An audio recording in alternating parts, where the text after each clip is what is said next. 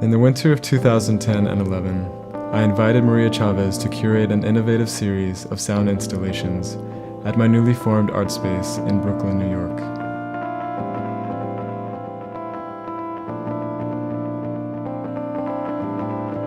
My name is Kelly Armendariz. I am the director of Splatterpool Artspace.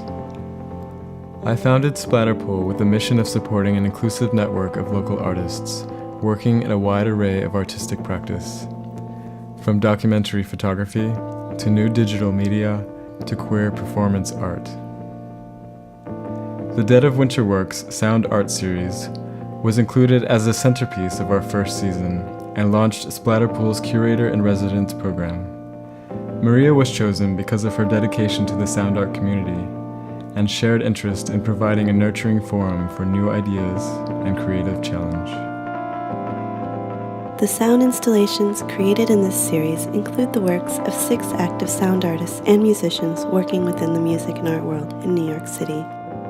Whether producing a sonic sculpture alongside a projected image, like in the first section, Sound and Image, utilizing sound as an ephemeral influence of the social space, as is witnessed in the second section, Sound and Interaction, or interpreting the idea of sound installation into an actual object to be experienced by the public, as in our third section, entitled Sound and Object, the world of sound is ever-changing and evolving.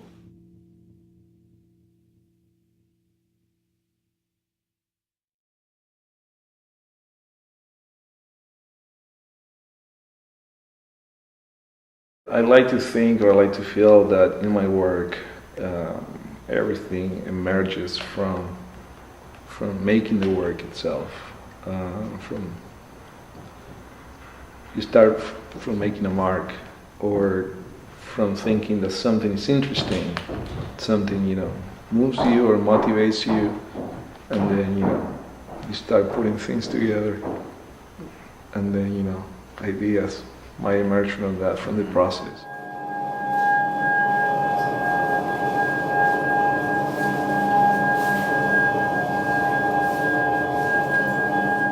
I'm a composer and a sound artist that has a strong connection to visual arts, or like I see sound as a visual artist, or my sound art comes from a visual art experience.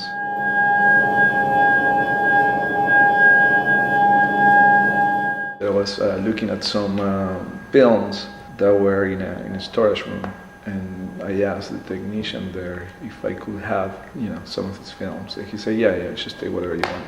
When I went to the studio and I put it back to the projector, it was a film that is called Cromwell, and I wasn't thinking, oh, I'm gonna use I'm gonna appropriate a film and do something with it. So to me, it was just a film that I needed to erase so I could use the film again. So I just put the whole thing in a bucket of bleach. But then when I noticed that it was so much film, the bucket wasn't that big enough. It was taking too long, and I just took it out and tried to by hand get rid of as much information as I could.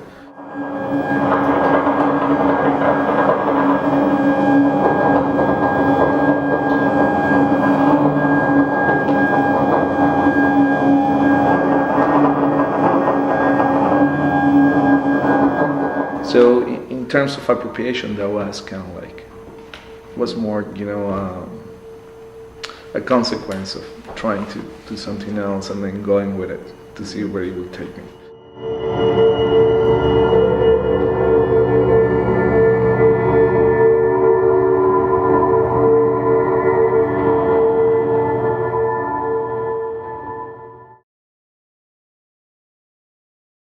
It's like I remember first time hearing certain forms of digital music and realizing that people's listening had completely been transformed by it. I mean, sounds that like a kind of aesthetic realizations that eventually resulted in microsound. That kind of glitch in microsound were initially bad artifacts of digital audio, and I started missing analog sound, really, and I started I just lost any I gave up in having any belief in like sampled, banked, buffered audio as my toolkit, and I wanted any other kind of audio, and it didn't really matter to me what it was.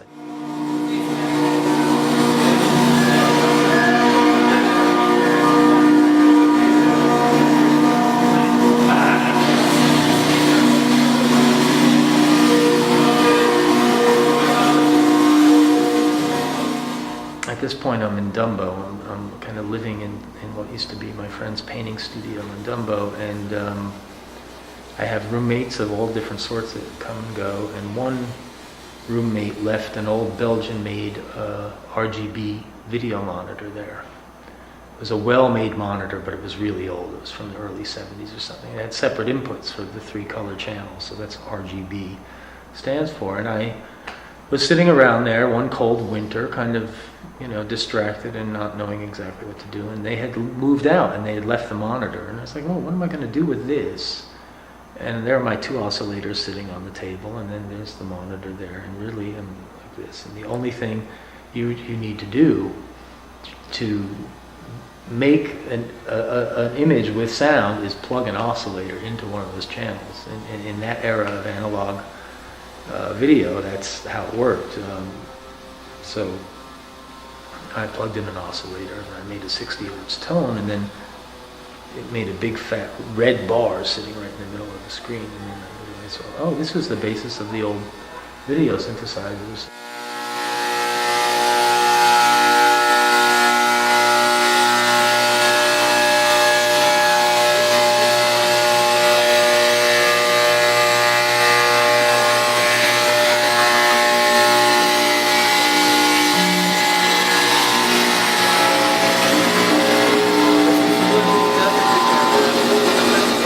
Also figuring into all this is at some point in the early part of this decade I read John Geiger's book about Brian Geisen called The Chapel of Extreme Experience, which functioned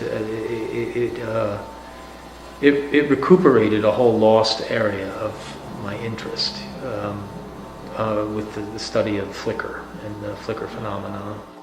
Flickering and symmetry are a part of seem to be a part of all sacred traditions, which Jane's kind of talked about that in the bicameral book, but it's certainly, it becomes obvious in the dream machine flicker phenomena stuff. The drawings that are made could be the product of any culture, and they are the same sort of geometric forms and the same sort of pretty much symmetrical arrays of geometry that suggest a center point. That center point becomes the location of consciousness in a way.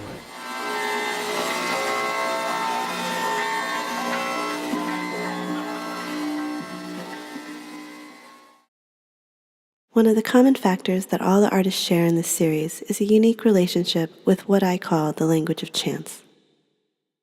Some artists came across their practice because of a chance encounter. Others utilize chance operations in their work in order to gain the results they seek. We now move into the section entitled Sound and Interaction. These artists choose to work with the public in order to completely remove themselves from the actual performance aspect of sound within an installation. This form of letting go allows the public to decide the sound placement or sound manipulation within a social environment. In this section, we speak with artist Byron Westbrook and artist collective Future Archaeology, a group of 5 multimedia artists whose common interests include the public, the environment, and technology.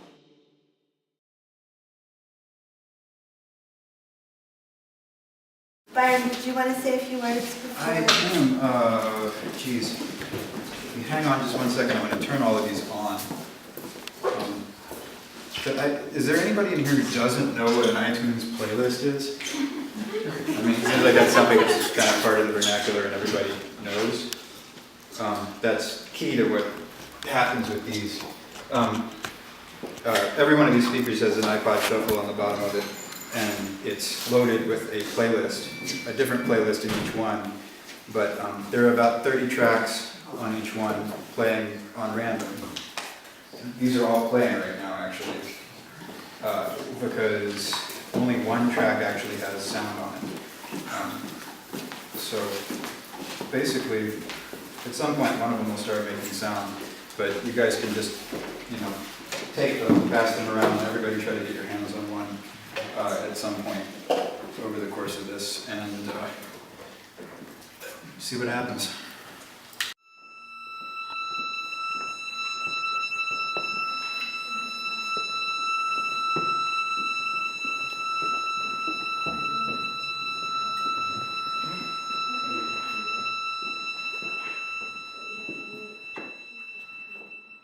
I realized that finding accidents and introducing accident into a situation really helps me a lot and helps me kind of discover things. And I think I found that by writing music for an ensemble, it didn't have that energy of finding something, of discovering something while you're in the process of working or in the process of creating.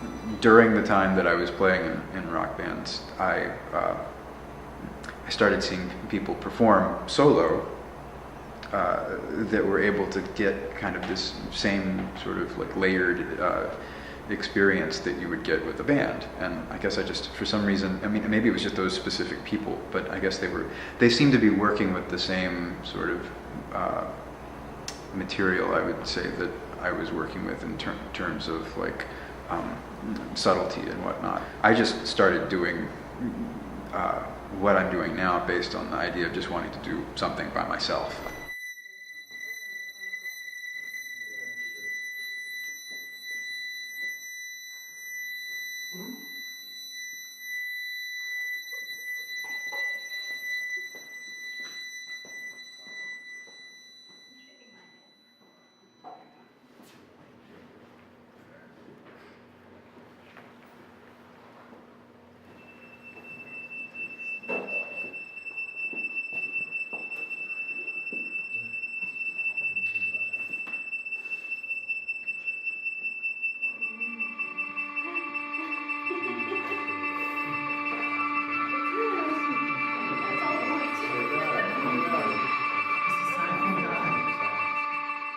I say all this though, and it's come full circle because now I'm like, just as of the last couple of months, I'm looking into ways that I can perform with other people, and now my installation work, it's not about me performing at all. It's about engaging with an audience and how, like, the social interaction involved. And so in that sense, I have to come back around to that, and those I'm sort of dealing with those issues again, but just in a different way.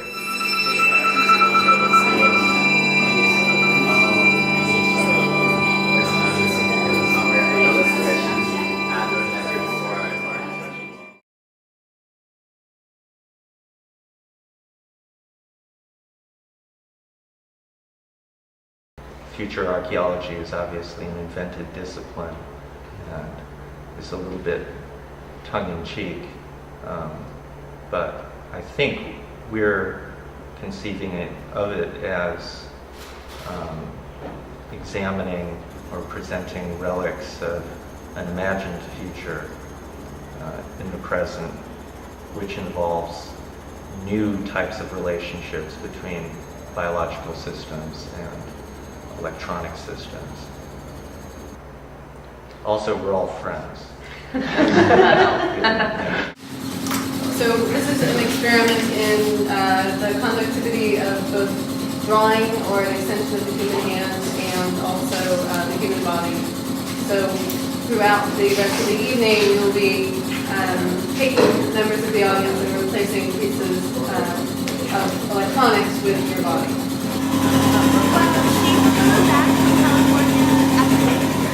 Another part of it, I think, is creating systems that are on some level unpredictable, and that was part of the futurism of that project and maybe some of the other ones that we've worked on. Systems that we could set up and where we didn't actually know what it would do or what the results would be, and so kind of like pseudoscience that we were working on. And I think that's kind of followed us along to the current piece over the last 3/4 of a year or so.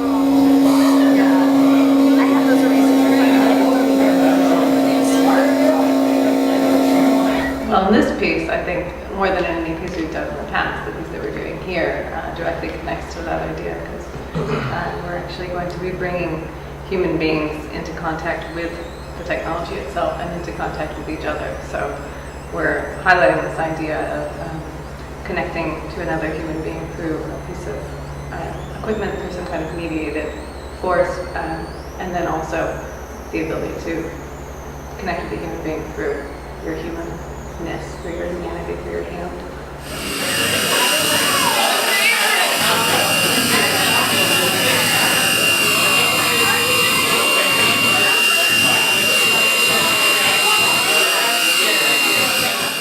We knew we wanted to use graphite, and we'd been doing these experiments with inserting a piece of paper with a line drawn on it into a circuit and seeing as we, lighten or darken the line, the changes, erase. Tom was actually doing some fabulous experiments that were really fun to watch, but we started thinking about how is this going to be best utilized in the gallery space. It's hard. We need more erasers now.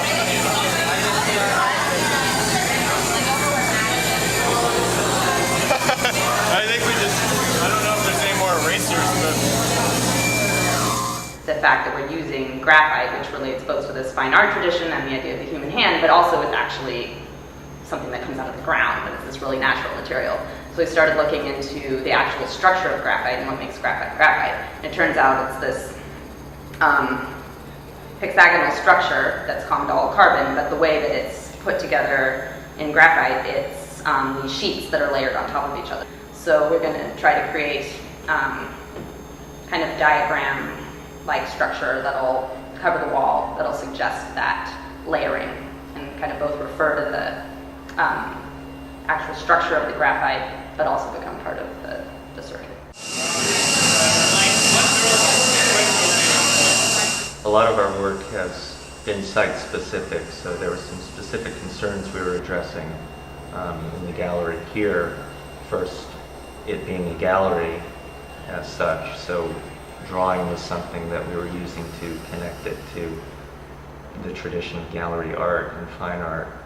And then because it's centered around one night, that's where the context of a performance was introduced, which is also something that's new for us as a group. Oh, this is pretty cool. I can't anybody say.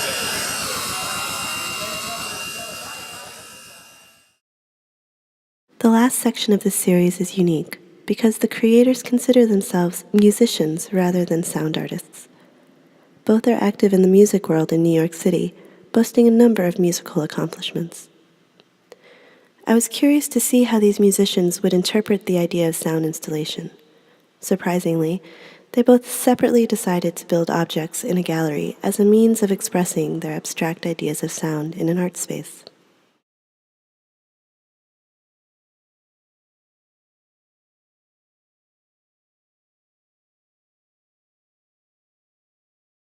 I started meeting other musicians and playing with other people. And that's when I started branching out and getting interested in more improvised and ambient music, and started collecting guitar pedals and exploring, the path I eventually took with my solo project, Noveller. The early film work that I did involved a lot of collage of images that I either shot or with the found footage, and creating kind of an abstraction through layering.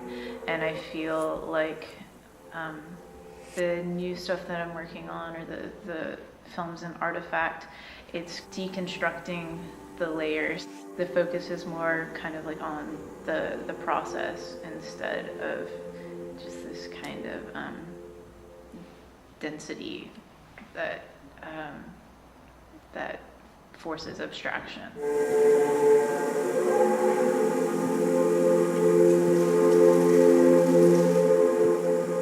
I could think about things, or I could choose to just focus on the repetition of sewing into celluloid.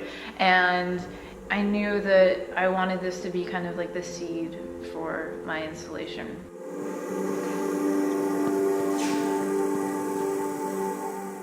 The sound portion of Artifact is, I kind of view it as like two different installations, but they kind of work in parallel, trying to think about how I could apply the same concept to sound. And that's how I developed the idea of the personal echo chamber with the tape loop playing. When people engage the chamber, they insert a piece of silence back into the tape loop, and the loop somewhat returns to its original state of just blank tape.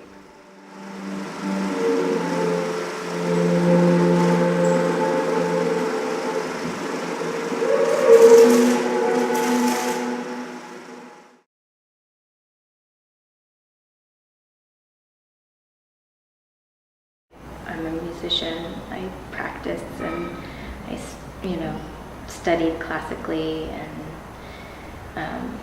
studied a ton of theory. So I definitely feel closer to the musician title versus the sound artist title. Basically, I'd worked with piezos in college on a very small scale, and there was the restroom at the issue, when issue was at the silo, that had sound installations in it. It's a tiny little room, and it was very intimate. And when you send certain sounds through the piezo, it's really delicate, and very brittle.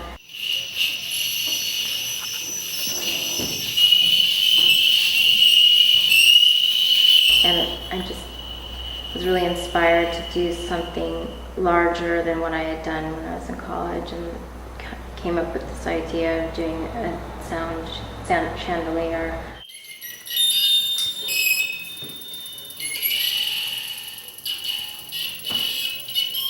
When Maria asked me to create a sound installation for Splatterpool, I just immediately went to this idea that I've had for about 5 or 6 years. And just over time, thinking about it, thinking about the form, I had worked on a photo shoot that had really focused on crystal chandeliers about a year prior to Maria asking me to make an installation. And that also inspired me to think more and develop my idea of the chandelier.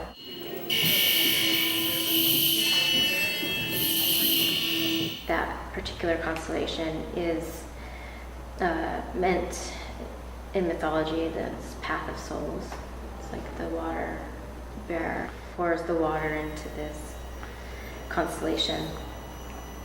So that made me definitely want to reach out to other people and invite people to submit a piezo, to submit a sound file, and to get these different personalities inside this chandelier.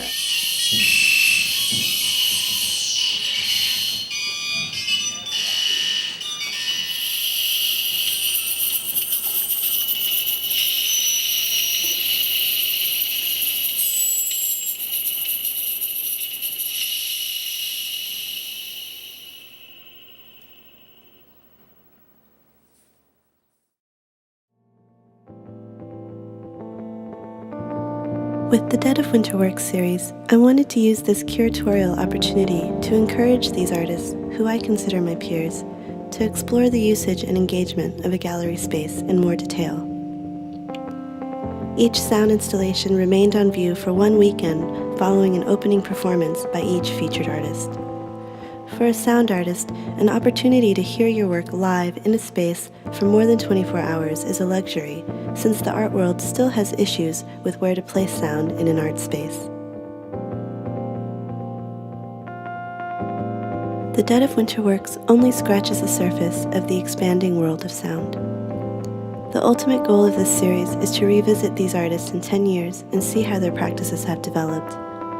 In doing so, we can learn more about what sound can provide to those who choose it as their medium in the 21st century.